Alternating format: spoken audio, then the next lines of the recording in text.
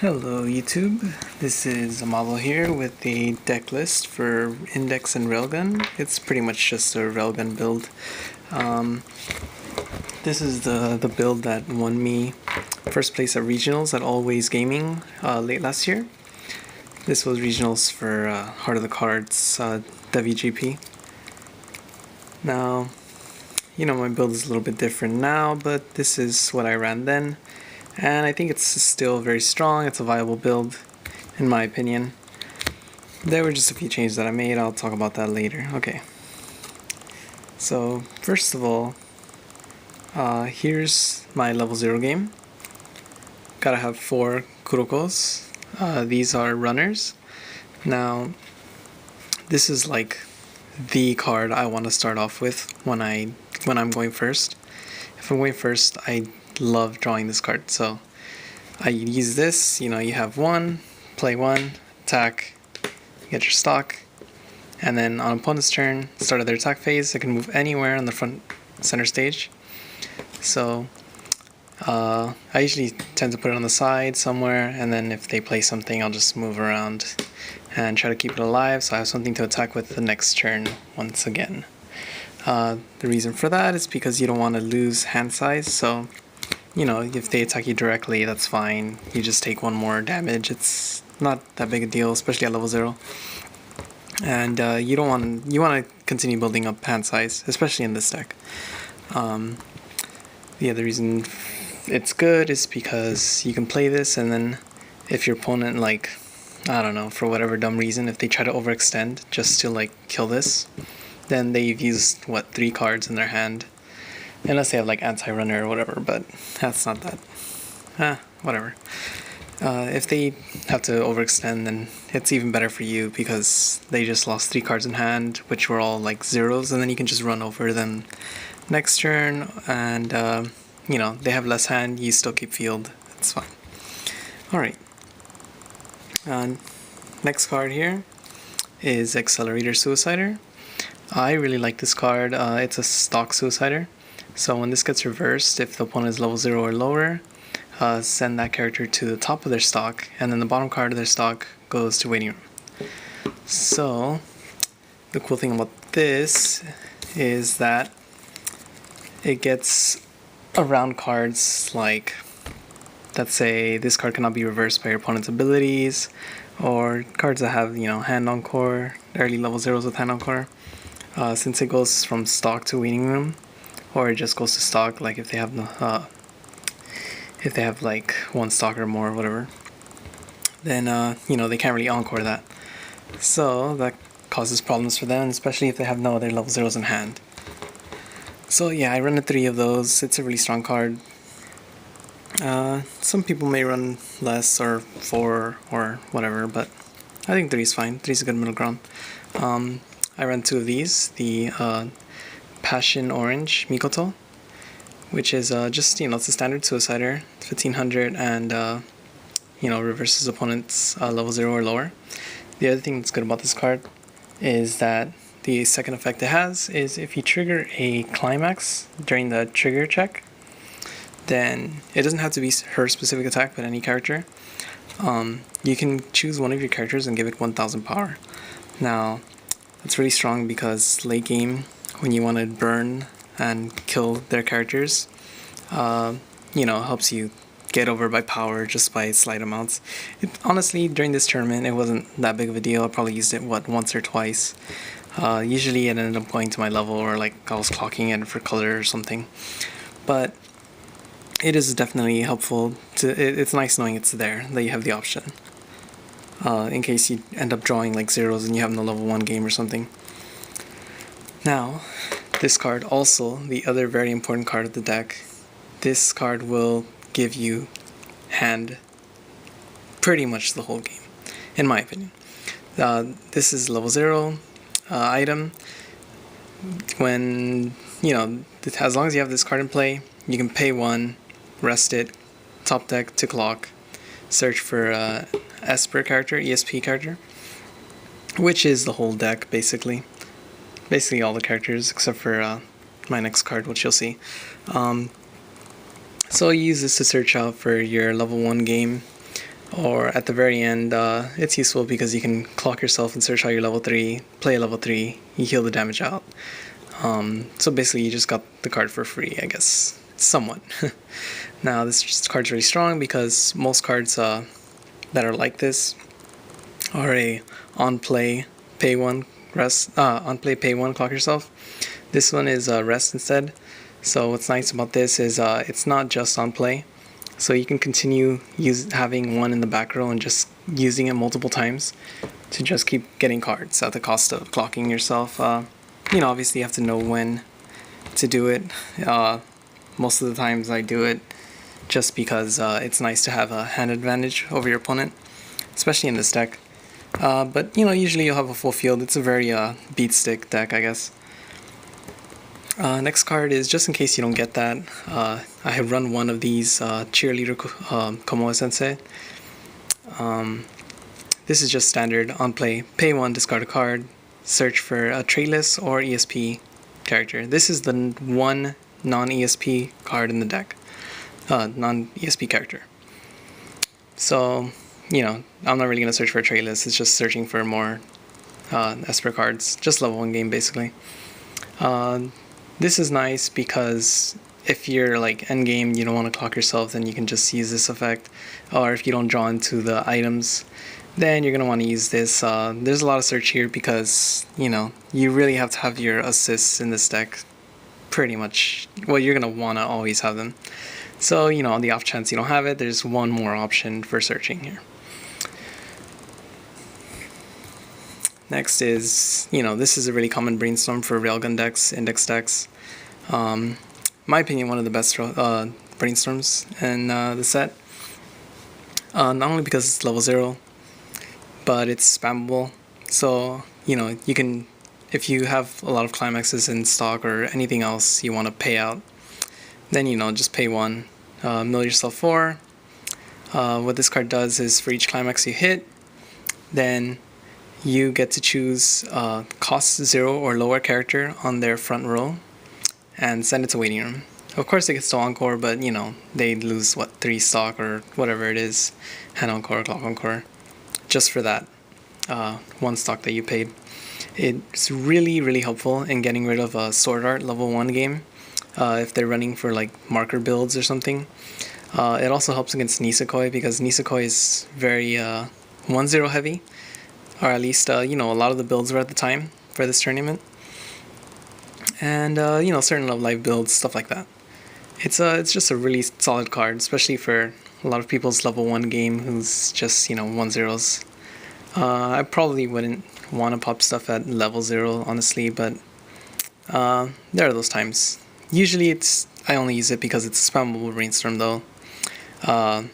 If you're out of climaxes early, then, you know, you want to go through your deck quickly. Next here is like very common. This is like everybody runs this stuff for level 1 here. This is just a vanilla level 1 Uiharu 5500, and this is like the main card in the deck, really.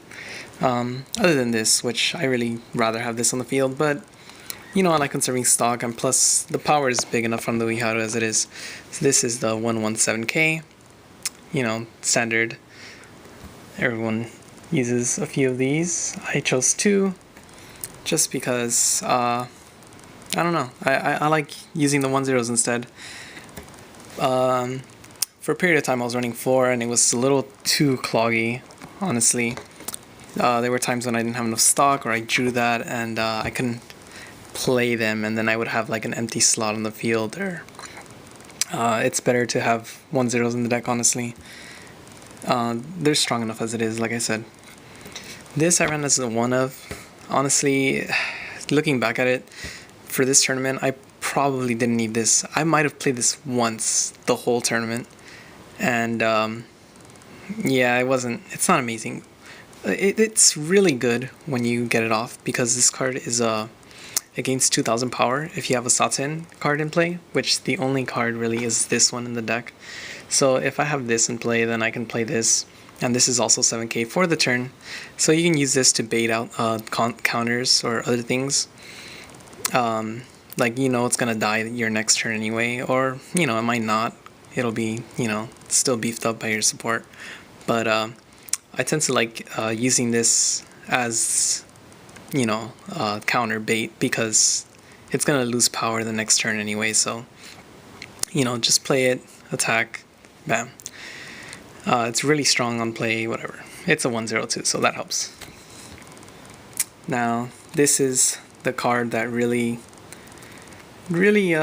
makes the deck, I guess. This is what put everything together, what made all those vanillas useful, is the Mogu Mogu, which is a 4 of. She's Mogu Mogu Harue. What she is she's a global 500 to all characters, regardless of trait. So she also, you know, gives 500 to Komoe Sensei, doesn't really matter. The other effect, though, is she gives 500 to characters with Saten or Uiharu in their name. So basically, she's a global 1000 for the whole level 1 game. I mean, she's not global 1000 for herself, but, you know, she's usually going to be in their back row. So what happens is if you have 2 of these on the field, you know, this becomes a 9k, or the 1/0 becomes a 75, or this is 9k on play also. It's amazing. You know, during this tournament I try to get 2 of these a lot, but what's nice is you can even have more, and it's what, 3k bump. So a lot of times if my opponent didn't have cards in front row in a certain slot, I would have one of these in the front, or I would save one in hand. If I knew my opponent had a certain way to get rid of my back row, then I would just play over again, and you know, it's fairly easy. The other thing is it's really helpful at level 3 when I'm just trying to kill with like attack with like 1 souls or something. Then I can play this and attack with it, but also have like something in back row, the assists or whatever, and it's powering up all my characters, but it doesn't necessarily have to be in the back row, so it's nice for that reason.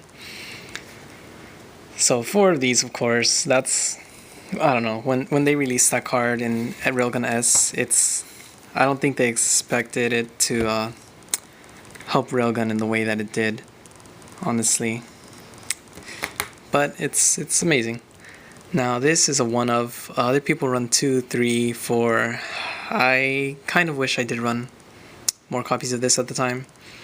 But this is the 1/0 Uiharu Brainstorm. It's also a spammable Brainstorm, so it helps if I don't draw the Mikoto. But this one is it's pretty useful if I need to fix my hand. So its effect on play, she gains 1500 power, so she's basically like the 1/0 vanillas. She's a 5/5 on the turn it's played. And then, you know, of course, if I have the Mogu Mogus in play, then she gets the assists because she's a Uiharu. Her Brainstorm is for every climax you hit, you know, mill 4. For every climax you hit, then you get to search your deck for an Esper character, and then add it to your hand, and then discard cards from your hand equal to the number of climaxes. So, you know, it's pretty standard for a spammable search Brainstorm. Now here, this is a 3 of, which I personally really like it a 3 of. Maybe some people won't like. Some people run 4, which I think is amazing. And this is probably my favorite counter in the game. This is a 1/0. If I have 2 or more Esper characters in play, then the battling character gets an extra 500 times whatever your current level is. So if you're level 1 and you use this, this is just a 1/0 1500, which is like really standard. If you're level 2, then it's a 2k counter for no cost. And if you're level 3, then it's a 2500 counter. Again, for no cost. So it's pretty amazing. I honestly, yeah, this is probably my favorite level 1 counter in the game. Just because it gets stronger as it goes on, and you don't have to pay for that. And it's red, helps with the color requirements, and of course it's Mikoto, so there's that. Next, I got a little bit of criticism for this, but it helped me out a lot. This is the 2/2 changer. This is changes into the level 3 Uiharu. Even if you don't change though, she is 2 soul and she's 8k. She is a Uiharu, so she still gets the boost from my back row. And the only thing is she's a 2/2, yeah. But it's totally fine because the change is just a 1 ditch 1, so it's still standard like 3 cost change for a level 2 into level 3 and discard a card. And then this card goes to memory. So it's nice because it's a climax phase change. Personally, I like climax phase changes because you can attack with your changed card right away, and you don't have to worry about your change or getting reversed or whatever before you can use it to change. That's pretty much all I can say about this. I ran 2 of these. I would not do more than that. That's 2 is enough. It's nice because she goes to memory, like I said, so there's deck compression, and then the level 3 gains power based on if you have 3 cards in memory. So there's that. There was a game, that tournament, where I actually used both, and I healed both, which was really nice because I stayed at level 2 and I had both of my level 3s out. Well, 2 level 3s out, not that I'm saying I only run 2 level 3s, but yeah, I had that. And then all it takes is 1 big spider counter to boost my Uiharus into, having the extra 1000 power. Anyways, next level 2 card was this. Global level support. This is one of the choose 1 of 3s at the time of the tournament. It was a choose 1 of 3. This is global level support to all ESP characters. So this can be anyone on the field. It even boosts itself because itself is a ESP. So I can have it on the front row, and if I have 2 of these in play, then it's a 75. I almost never have both on the field at the same time. And honestly, it's not really necessary to have 2 at the same time. But it's a very strong card. So every assist in this deck is global, which is nice. And the other effect is it has a climax combo with a gold bag.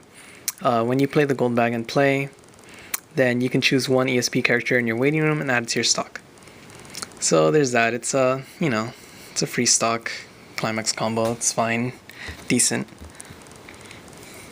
Now next is Big Spider, amazing level 2 counter. It's a 2/1, gives 4000 power to a character, a judgment character, which is nice because pretty much every card in the deck is judgment. Well, like the main cards, any card with Uiharu and Saten, any card with Uiharu in it is judgment. Also, the level 3 Misaka and Kuroko is also judgment trait because of the Kuroko on it.